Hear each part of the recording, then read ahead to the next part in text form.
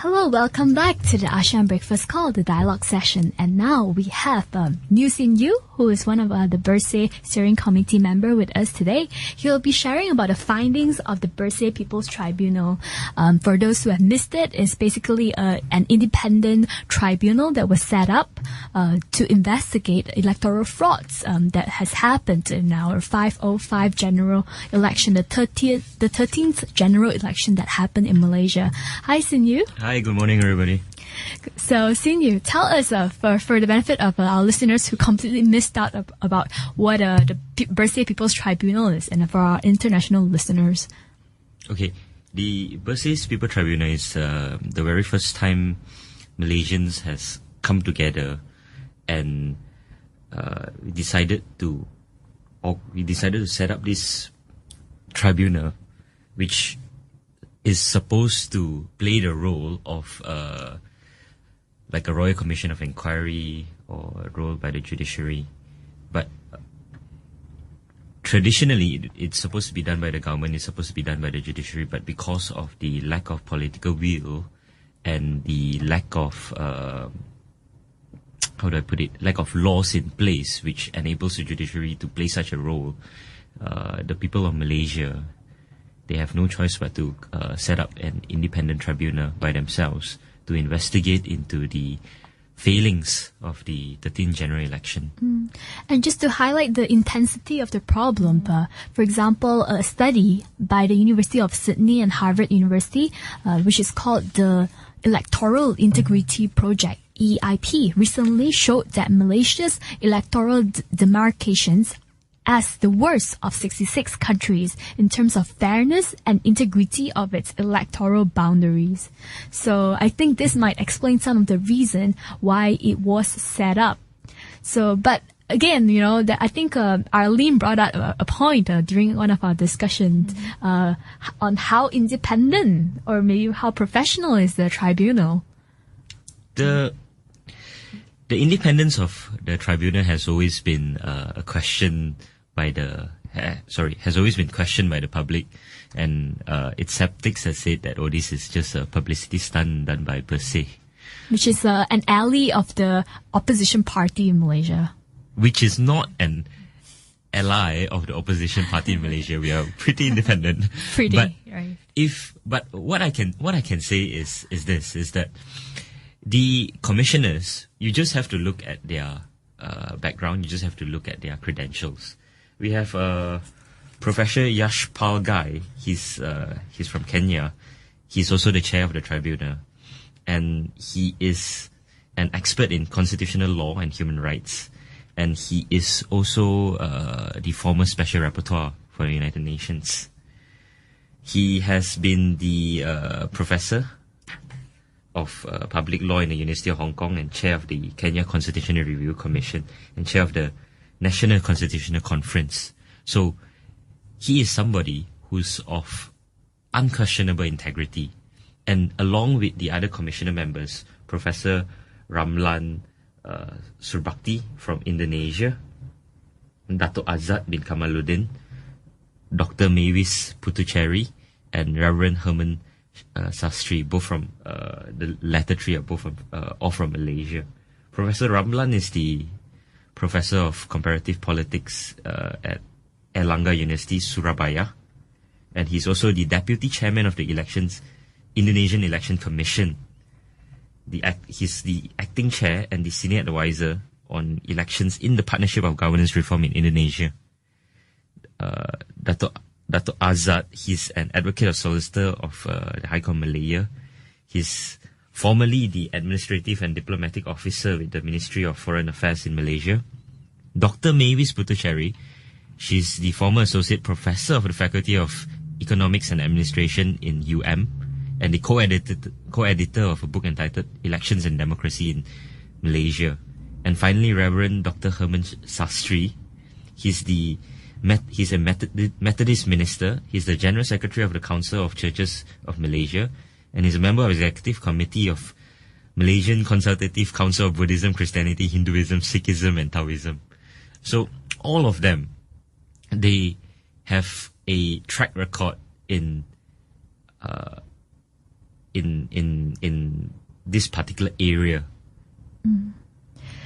So I think that some of the concern that maybe Arlene, myself, or someone else shares is that, for example, let's say how much influence does Bersih have on the People's Tribunal? Because if we look back at history a little, in Bersih too was in fact initiated by some of the political party leaders coming from the opposition, and that's why sometimes it is an argument from the government's point of view that it is not entirely independent. But I've heard that this tribunal is set up differently than Bersih. How is it like? Okay, let's start with Bersih 2 first. Right. Bersih 2 wasn't set up or wasn't started by some members of the opposition. But you do see members of opposition there. It's because Bersih 2 is meant to be open. Oh, sorry, I should mention I meant Bersih 1. Oh, Bersih 1, yes. Yes. Let me clarify. Okay, the original movement was Bersih, and that was a movement started by the opposition party. But civil society then took over and relaunched it as Bersih 2.0. And since then, we have excluded all participations by opposition parties, and it's a fiercely independent civil society movement. For the setup of the tribunal, Bersih 2, during the setup, we had an organizing committee. So the organization of this whole People's Tribunal was left to the organizing committee. And as to the question of... and this organizing committee are... they're just members of civil society. Right. Ivy Josiah, Irene Fernandez, and Mira Samantha, and a few others. They're not members of the steering committee because we are quite conscious of the appearance of independence, you see.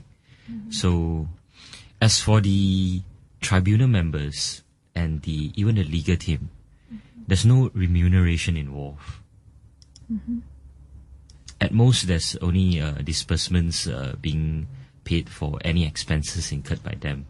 So, in that sense, I would say that we are quite conscious about the independence of this whole setup.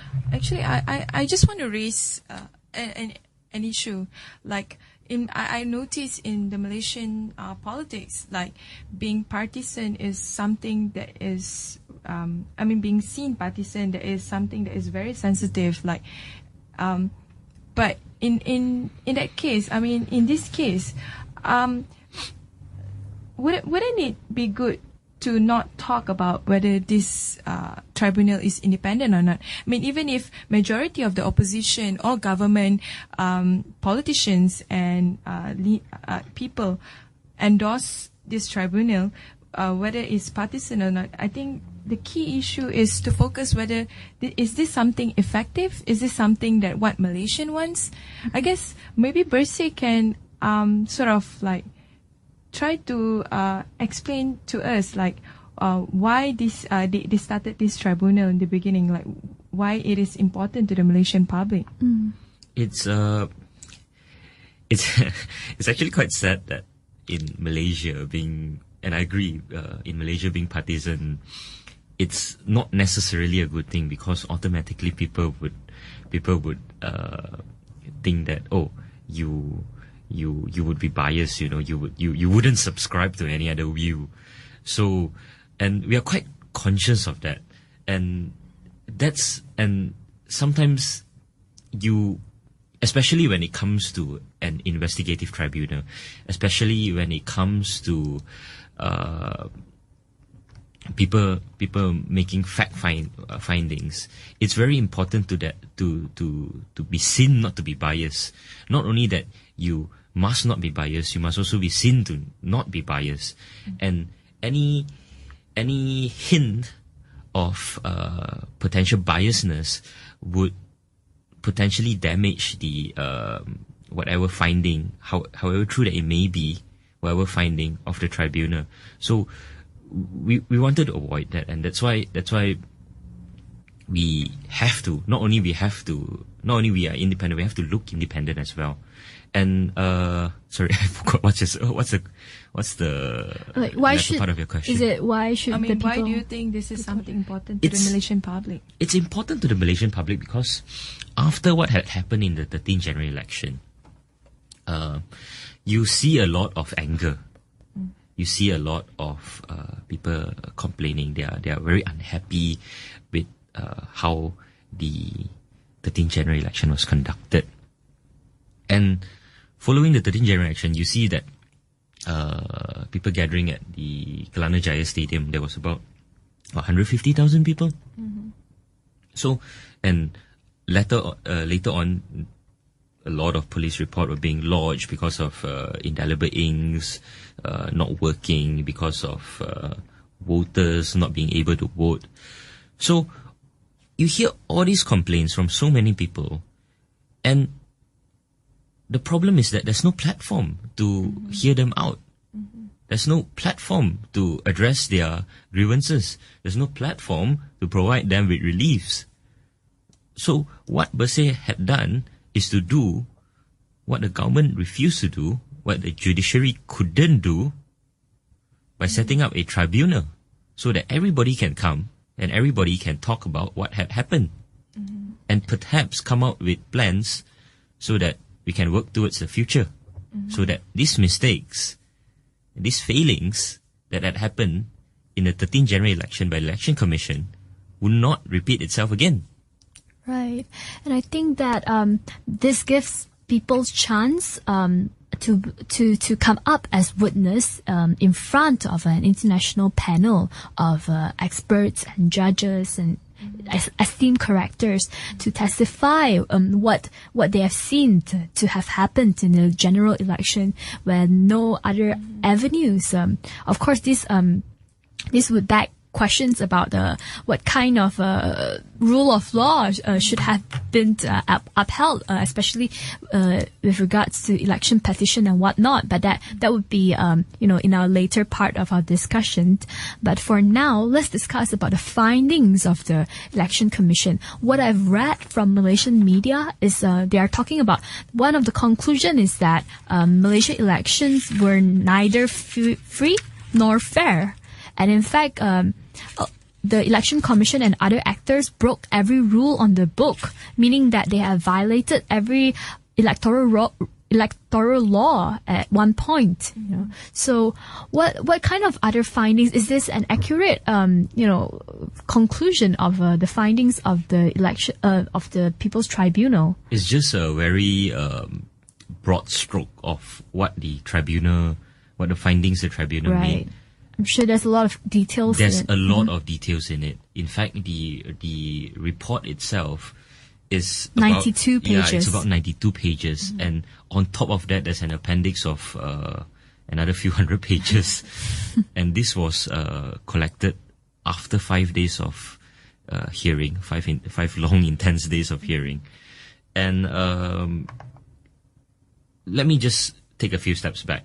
The tribunal, they, in their terms of reference, they were supposed to make findings on any acts in relation to the 13th January election that violate Malaysian law, the rule of law, and international norms and standards, and also whether these had an impact on the outcome of the 13th January election, and finally, whether or not this affected the legitimacy of the elections.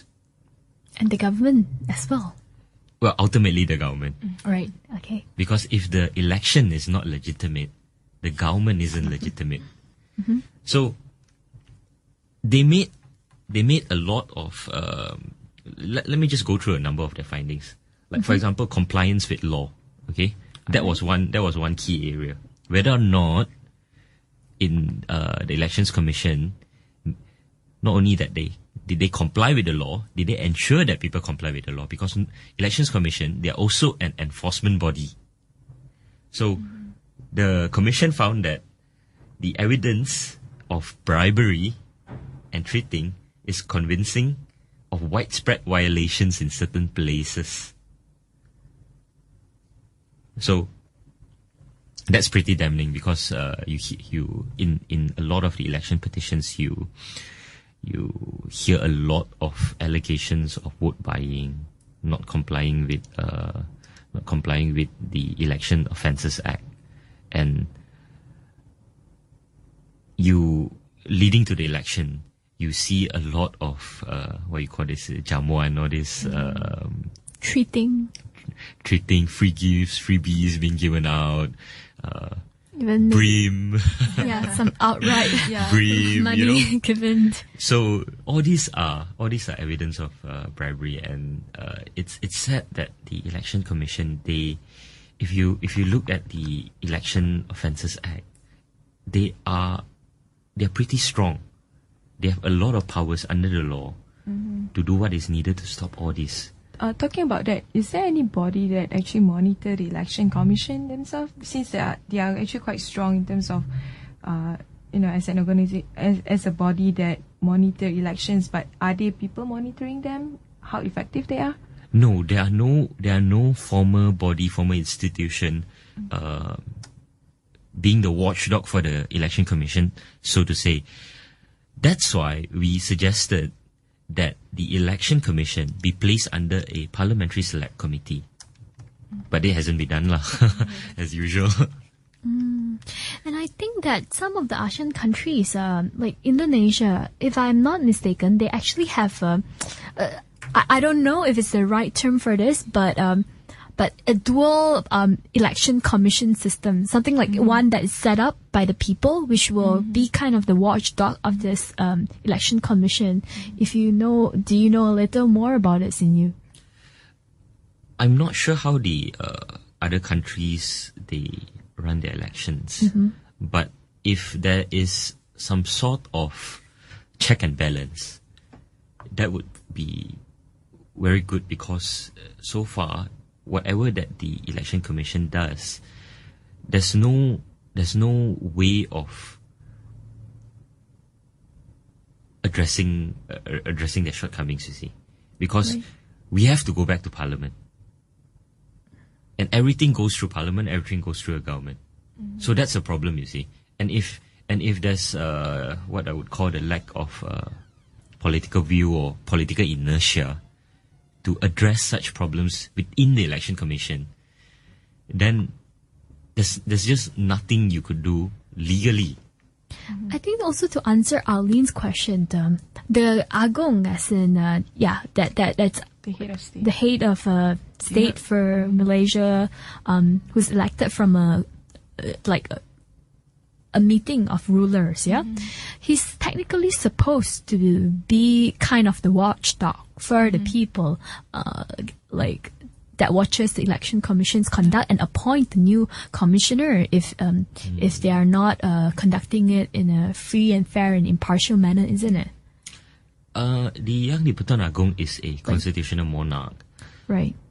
So because the people can petition the Agong to remove the election commissioners, do they? Yes, but the problem with that is that the Yang di-Pertuan Agong, he only acts on advice, you see. He can't act by himself.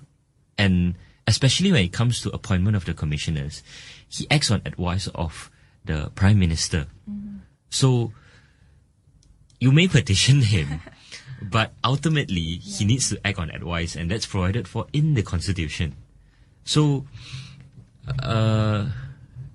that's another problem which the tribunal found, the appointment of the Election Commission and the set of the Election Commission. What about the Parliament? I mean, I think the Parliament, the politicians, member of Parliament themselves, they have pretty huge power in terms of trying to push forward the findings of the tribunal.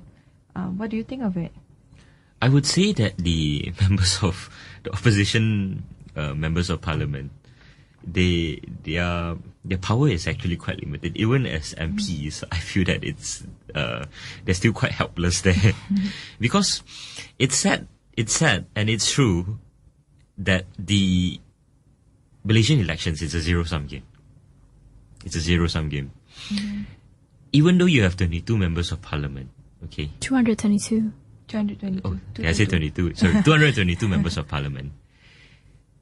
As long as you can get 112 on your side to form government, And you have your whip. and you have your whip, you are able to sideline the remaining members of parliament, because everything then it's dictated by the winning party, you see. Yeah. So when they say when you lose the election, you lose. Maybe there's also the reason why it can't help to be seen as a partisan body, because I was just wondering whether Bersih have taken any initiative in lobbying towards the government side of the member of parliaments. I mean, if you were to see this as a huge issue of violation of democracy, then it has to be endorsed by member of parliaments, irregardless whether they are by the opposition or government. So what have Bersih done since? A lot of the recommendations by the People's Tribunal, it sadly requires political will because it involves amendments to law, amendments to the constitution. What Bersih had done in the past is that we had lobbied for there to be a parliamentary select committee on electoral reform, and that was established, and the parliamentary select committee convened and they made certain recommendations, 22 in total, and most of it, well, almost all of it hasn't been implemented. And it the 2 years anniversary since the parliamentary select committee has been set up, it's coming this April. So what we had done in the past was that it's not these are not new, you know. These are not new findings, you know. This People's Tribunal report, it's actually a vindication of what we had said all along. The recommendations are there. They have long been there.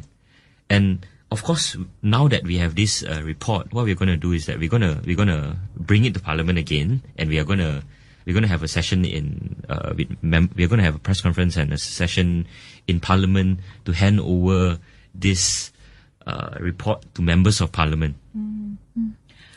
Just curious, so far, how many members of Parliament have endorsed or at least recognized the importance of this tribunal?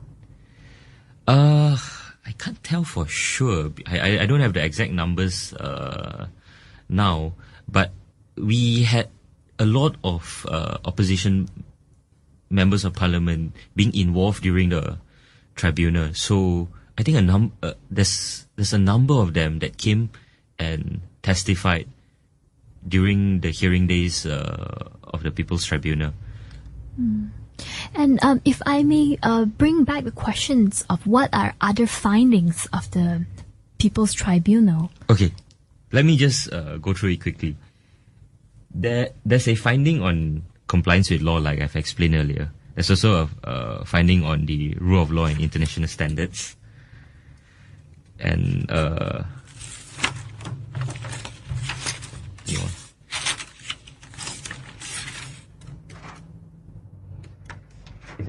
there's actually quite a lot. Yeah, the electoral roll, the indelible ink, at-once and postal voting, secrecy of the ballot box, the malapportionment and gerrymandering, freedom to organize and campaign,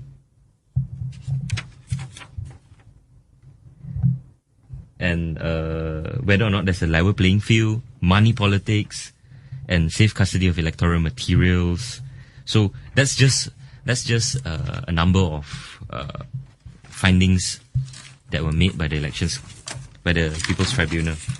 But what I would do is I'll just go through quickly the important points of their findings. Okay. One of the key findings was that there are several constituencies that are much bigger than the national average or state average. Under the Constitution, there's a requirement that the constituencies be approximately equal. So that goes back to the one person, one vote, one value system. But the commission found that whatever that this may mean, approximately equal, it cannot mean that certain constituencies in Malaysia are several times bigger than another particular constituency in that particular state. Yeah, you're talking about 9 times or more. 9 times or more, exactly. So, the other finding that they made was that the electoral roll. They found that there were a lot of problems with the electoral roll, and Bersih had pointed this out many, many times. You have in the roll just names of people, and just names of people. You do not have their IC number. You do not have their details of where they live. So obviously when it comes to finding out whether or not these people actually exist, it would be difficult, if not impossible. Sorry, may I interject? Sure. So, were there any documented within the tribunal cases of foreigners that use my card to vote on behalf of Malaysians? That's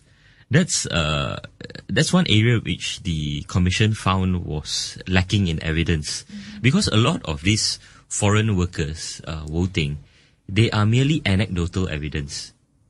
Anecdotal evidence.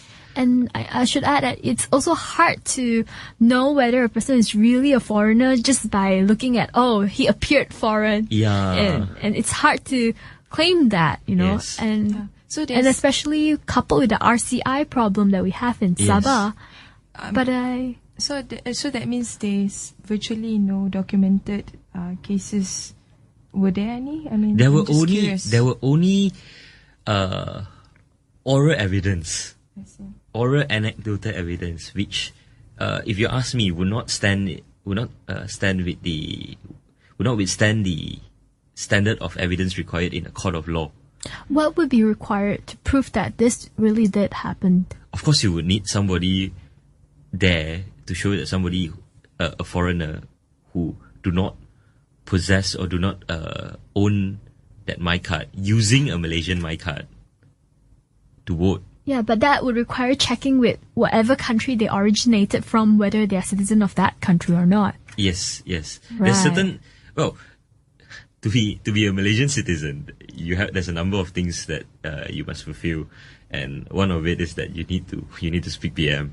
Mm-hmm. So that's why during the 13th generation, you see foreign-looking people being stopped and asked to sing Negaraku, you see. Right. But what we can point out though is that the recent Royal Commission of Inquiry in Sabah has found that there's at least 100,000, more than that, of problematic identification cards, which they could not verify if they are actually Malaysians or not. So I think that this has a role to play in this as well.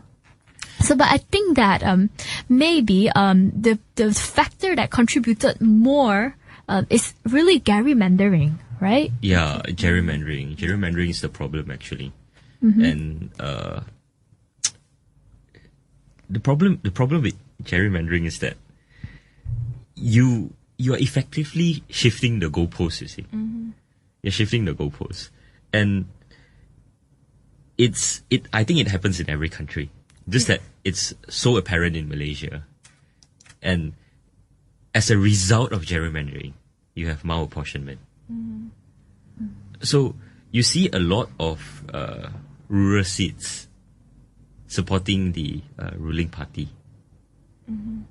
So the more seats you create from the rural areas would naturally translate to more constituencies to the ruling party and more seats in parliament for the ruling party. When you mention rural areas, you were it is mostly concentrated in areas in Sabah and Sarawak, I guess, because that is, majority of the votes that contributed to the government's winning were from Sabah and Sarawak.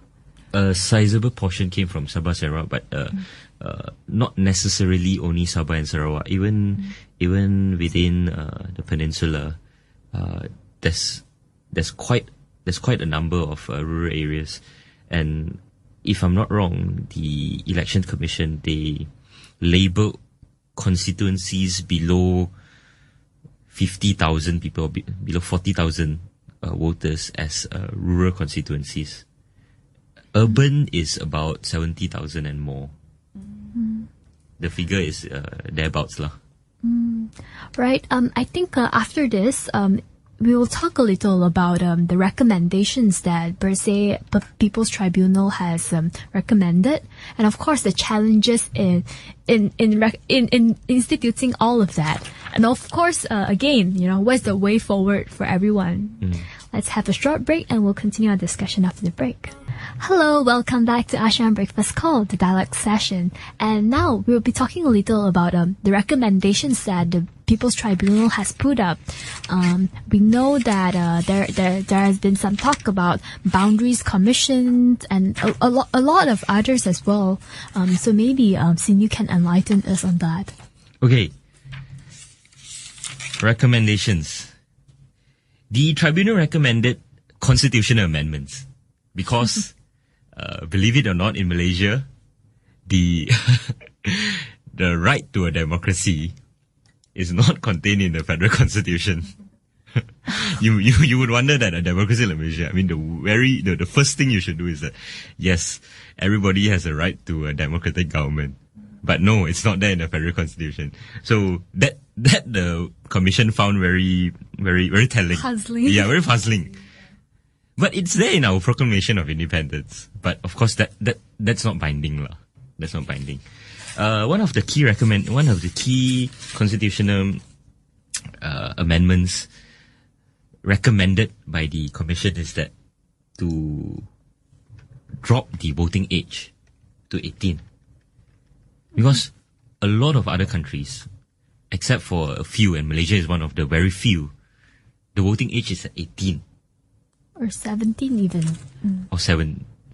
I'm not sure about 17, but 18 is a norm lah. 18 is an international norm. And the constitutional amendments also needs to set out the principle of a free and fair electoral system. It's not there. It simply says that everybody can vote. You have an election commission, but it doesn't say it needs to be free, it needs to be fair. So technically, the election commission, even though with all their failings in G13, they still haven't violated the federal constitution, as absurd as it may sound. And of course, the constitution, there should be constitutional safeguard on the freedom of the media and the principle to the equal access of media, so that all political parties, they have an equal platform to campaign on. And of course, there needs to be, I think the tribunal also recommended for some constitutional safeguards and principles for political parties. Because political parties, they're not recognized in the constitution. They're also not recognized in election laws. I can go more in-depth into that. Well, I just be very quick. 222, our elections is based on constituency voting. So each constituency have their own electoral roll. And each constituency, they are represented by a member of parliament, you see. So the law recognizes the member of parliament, but it doesn't recognize a political party. It's just something that was added on later by virtue of the Societies Act. So that's for the constitutional recommendation of constitutional amendment. There's also recommendation on the setup of the Elections Commission, that it needs to be institutionally independent from the executive branch of the government. Currently, it's under the Prime Minister's office. So just wondering, when you say independent, do you have any models of structure from other countries that you can give as in like for reference? There's two, I'm not sure which country is this, but there's two models. The first model is where the election commission itself is comprised of members of each political party. Because they recognize that, okay, since we all can't be fair, we might as well have everyone in there. And the other model is where they try their best to remain independent by electing only members from civil societies, ex-judges, but not ex-government officials. So that was what was recommended by the Elections Commission. Not Election Commission, sorry, the Tribunal. And the People's Tribunal, they recommended that the EC exercises full responsibility for the implementation, and they need to have a code of conduct or some sort of good governance lah. And also the EC needs to be independent by being able to come up with their own policy framework, policy decisions. Do they also recommend like a watchdog for the EC? No, that wasn't recommended. Watchdog by the EC because I guess that's needed, but that wasn't recommended. Maybe a lot of the recommendations are a direct response of the violations that was found. Is it? They not only the direct response, because the People's Tribunal, they gone through the relevant laws, you see. Gone through the relevant, contained in the Constitution and contained in the election laws of Malaysia. So not only it's, I wouldn't say it's a knee-jerk response to what had happened in the GE13, but also a study into the legal framework which provides for the Election Commission. Okay, so the EC was certain amendments were recommended to the EC, and one during the delivery of the finding, the tribunal, they said specifically that the Election Commission, there's no semblance of independence because of the role of the government in appointing the commissioners. So it's a structural problem, as in like when it comes to reforming the EC, the structure itself is very much a top-down structure, as in with all government agency and departments and ministry in Malaysia, I would say. I think beyond that as well, I feel that we are trapped in a cycle. First, the Election Commission is appointed by the government, and then the government is also if you take the Election Commission as, let's say, not independent, when gerrymandering comes in, it will also be drawing, it will be seen to be drawing lines that will favor a certain party. And with that, they will keep the ruling party in power, which will then appoint the Election Commission again, and of course, exacerbated by the problem of party whips, and also how even the constitutional monarch have to go back for advice from the prime ministers, and with courts being made possibly not even a solution for the people. Maybe what we could talk on is like, what are the challenges in implementing all these recommendations? The nature of politics in Malaysia, like Aline and like Vienna rightly pointed out, is that it's very much top-down. So almost everything, you need political will. You don't have political will, you can't do anything. And that's the main challenge, really, political will to implement. So we as a civil society, what we can do is really to raise awareness and to empower the people, to tell them that these things are happening. Sorry, just before we go there, can you enlighten us a little about election petition? Like what happens in court? Because we noted that in some ASEAN countries they have constitutional courts where you would take this to the court. Yeah, but in Malaysia we don't have that. And so what is in its place, and how successful is election petition?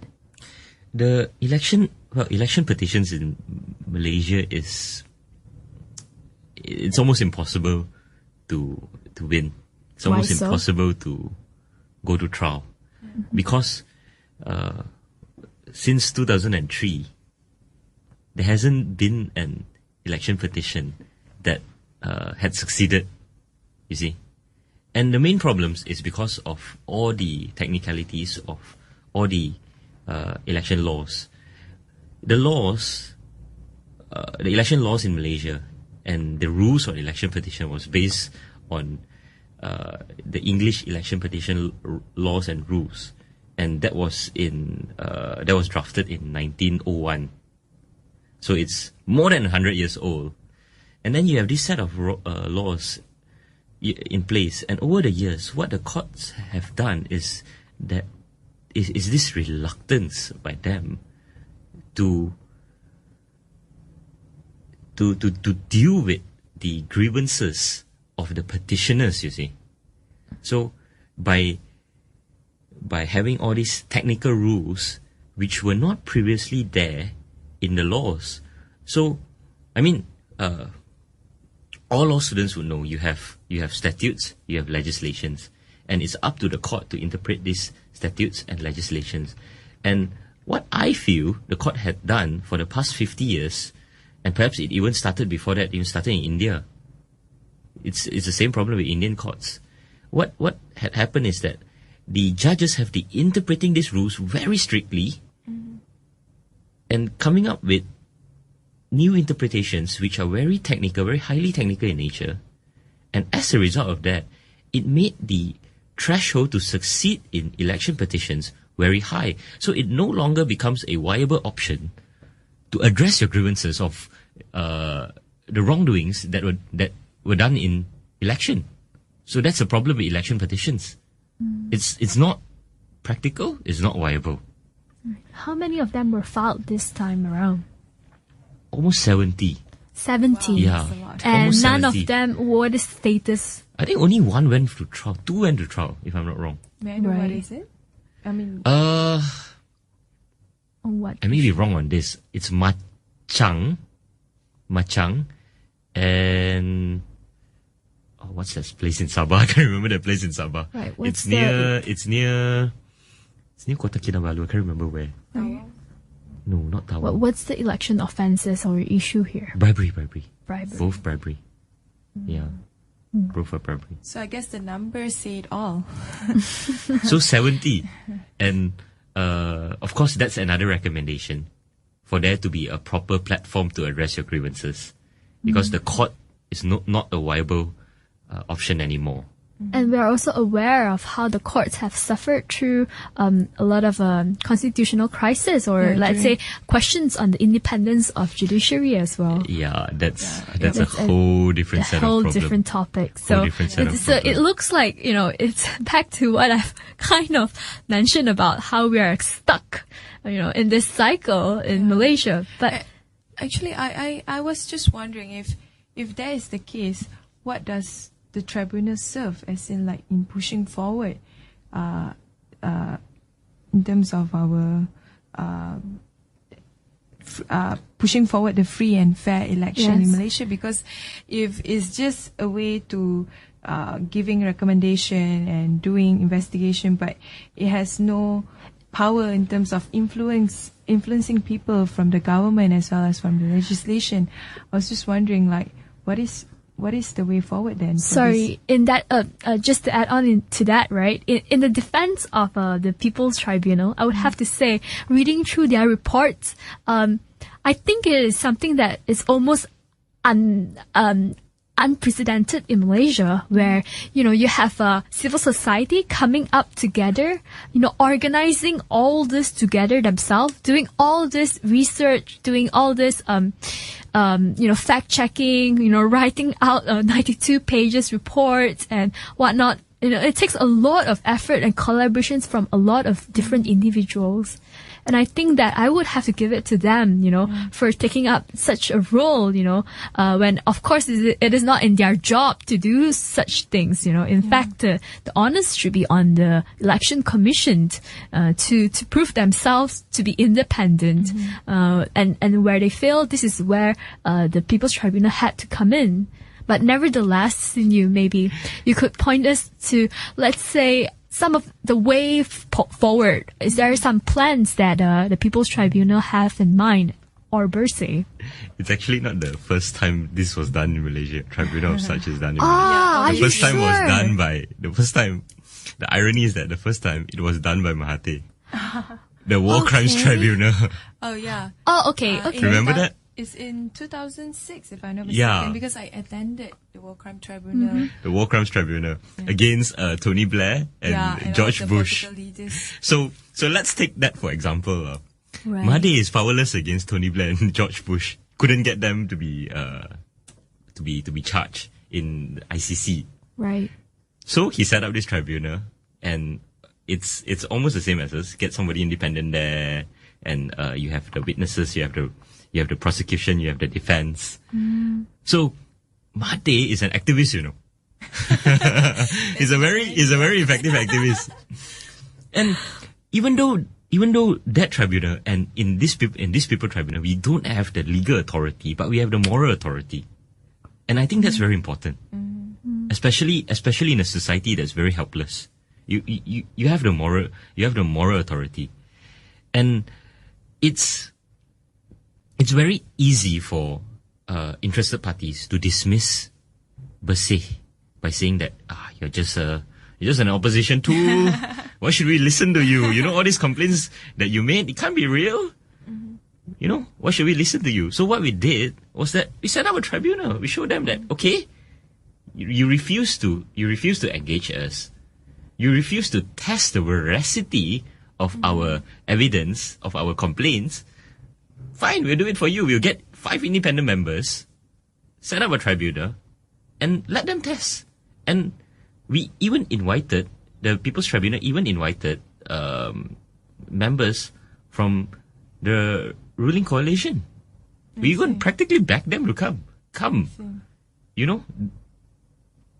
Provide us with your evidence or defend against what is being presented against you.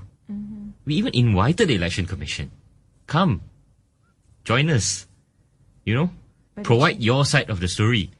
But they choose to stay silent, is it? They chose to stay silent. They chose to say that it's a publicity stunt. So, especially with the Election Commission, you are supposed to engage the people because you're only in power due to the confidence of the people in you. Once you lose that confidence, you're nothing. And the fact that they refuse to engage us shows the sheer arrogance by the Election Commission. I was just wondering, in terms of the access of the tribunal's findings, is it accessible to all? To the Malaysian publics, and is it printed in? Is it written in just English or in other languages as well? It's currently in English, but we're taking steps to translate it into Chinese and BM. It's accessible online. You can find it on our website. Just Google Bersih 2 and you find our website there. And then it's in the website. There is a summary report and a full report. So click on the images if you want a full report, and then click on the link for a summary of report. The full report is very long. I've downloaded both. So, but having said that, though, what are some steps, steps ahead, that Bersih or the People's Tribunal is planning to take this forward? The first thing that we're going to do is, of course, to disseminate the report. And then after that, we'll of course go to members of parliament, and we're actually going to members of parliament next week to present the report to them. Of course, whether or not they want to hear us, that's another story lah. And we are going to issue this report to all government agencies and all members of parliament, and also internationally to all the relevant international bodies, Human Rights Watch, ICJ, UN, all of them, to get it out there. Do you have any? Sorry, do you have any strategy in trying, maybe for this time, in trying to influence the government bodies and maybe the government side of the member of parliament to endorse this?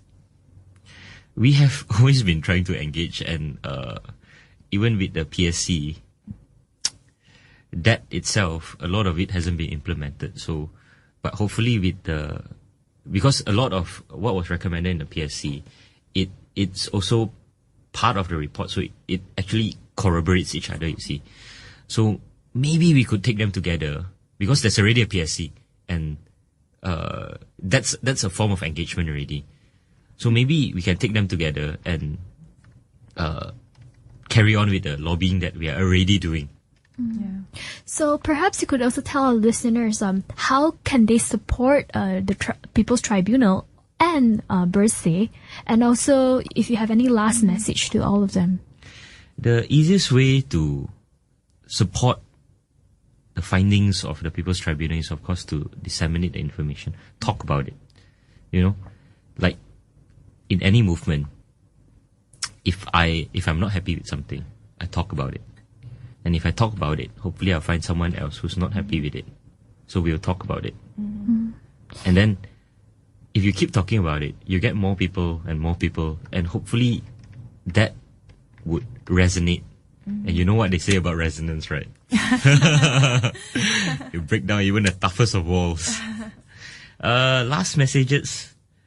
Well, I just want to highlight this one particular part of the report and recommendation by the People's Tribunal. It's the setup of an independent boundaries commission. The gerrymandering exercise, sorry, did I just say it's gerrymandering exercise? No, sorry. The delimitation exercise that is being done by the EC will happen this year. That would determine the fate of the next two general elections, because it's only done every 8 to 10 years. And after the very damning indictment against the EC by the tribunal, it is concluded that they cannot be trusted with the delimitation exercise, and it must be done by an independent body, what is known as an Independent Boundaries Commission. And even members of parliament are even talking about it already, and they support, they had already openly said that they support the tribunal's recommendation to set up an Independent Boundaries Commission. So that's very important. And last words, well, it's a long drawn out battle. It won't end anytime soon. It's a very good initiative in a sense. In fact, what I'm aware of, coming on behalf of Bersih and also Tindak Malaysia and even the Bar Council, is that they are initiating an initiative to counter-propose a more fairly drawn map than the ones that might be proposed by the Election Commission. And if you like to, they're conducting workshops around Malaysia now. So do check out when your area will be covered. And in fact, in every parliament constituency, they need 100 people in order to protest against or actually to counter-propose a map than to just blindly allow the Election Commission to draw lines as it wish. I think it's important I clarify certain things there. Right. Tindak Malaysia is proposing a map. A map. Yeah, they are proposing a map. Yeah, okay. But Bersih is not proposing a map. So they want to clean up the electoral rolls. Yes. Okay. Bersih's position is that when you have an electoral roll, okay, delimitation is based on the registered voters in that area. So if you do not have an accurate representation or accurate account of what the registered voters are in that area, how can you then do the delimitation exercise. You can't. So you need to first clean up the role before you can redelineate. Otherwise, whatever that you do as a result of a flawed role would naturally and inherently be flawed. So, Tindak Malaysia, they are proposing a map, but of course, knowing that the delimitation exercise is going to be inevitable, and even though we are trying to stop it, we are going around each constituencies. We are having cities having workshops to get local people empowered to know what they can do under the constitution to object or to counter-propose how their constituency should be drawn.